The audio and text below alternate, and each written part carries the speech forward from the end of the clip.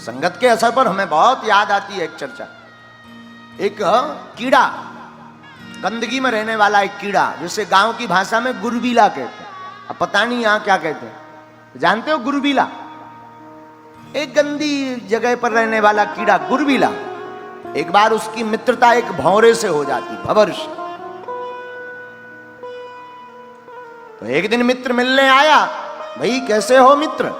भंवर ने पूछा।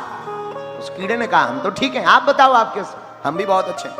अच्छा मित्र, तुम्हारा घूमने का मन करता कि नहीं? करता तो है, पर कहां जाऊं? चलो मेरे साथ। उस भंवर ने अपनी पीठ पर उस गंदगी में रहने वाले कीड़ा को बैठाया और सैर कराई। आहा, आनंद से भर गया। भाई क्या गजब का नजारा है, अब तो हम बड़ी ऊंचाई पर आ गए, क्या गजब का नजारा है। वो ले जा करके बाग में एक पुष्प के ऊपर बैठा दिया। बैठो यहां, आनंद लो, देखो क्या खुशबू है पुष्प की, क्या रस है इसमें।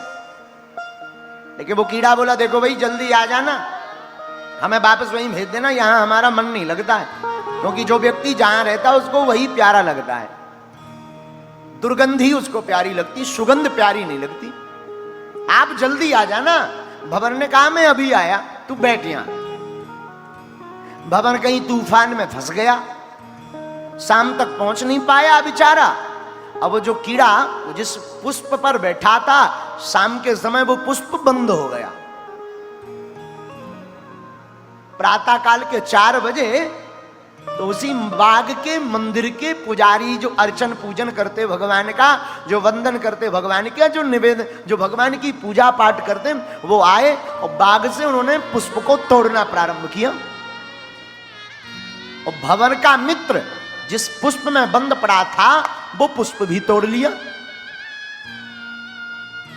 ले जा करके भूत भावन महादेव आदिदेव विश्वनाथ भगवान त्रिपुरारी का पूजन अर्चन किया, वंदन किया, ध्यान किया, स्नान आदि किया और वस्त्र आदि चढ़ाए। और इसके बाद में तिलक चंदन स्वस्ति आदि पाठ करने के बाद में आचार्य जी ने माल्यादीनी सुगंधिनी वाला जैसी मंत्र बोला, पुष्प उठाए और भगवान भोले बाबा का दिव्य श्रृंगार करना प्रारंभ किया। तो जो पुष्प था, उस पुष्प में जो भंवर का मित्र बंद पड़ा था, गंदगी में रहने वाला कीड़ा, वो भी आज मित्र के संगत के प्रभाव के कारण भगवान शिव के सिर पर बैठ गया। ओहो, बैठा सो तो ठीक है। आनंद के साथ अब भगवान भोले बाबा, अब तो लोग आवे, लोटा भल जल लेवे, चढ़ावे हर हर भोले, वो भी स्नान कर लेवे। कब दिन बीत गया पता नहीं लगा।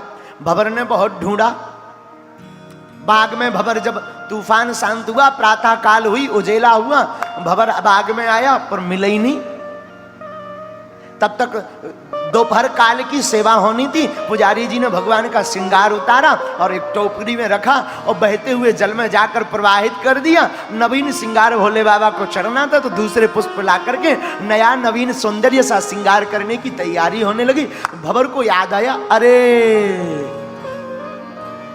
बाग में नहीं है, लगता है ये भोले बाबा के मंदिर में होगा, पर मंदिर में पुष्प नहीं है। अब कहां होगा? अरे अब याद आया, ये गंगा जी में बह रहा होगा। भागा भागा भंवर गंगा जी गया। गंगा जी में पुष्प खुला हुआ, उसके ऊपर वह कीड़ा जो कभी दुर्गंध में गंदगी में रहता था, वो बैठ करके धन्यवाद अपने मित्र को दे रहा। इतने में भंवर दौड़ा दौड़ा आया। अरे मित्र राम राम, कहां जा रहे? आ जाओ जल्दी पकड़ो। अरे भैया बस बस बस बस, दूर रहो।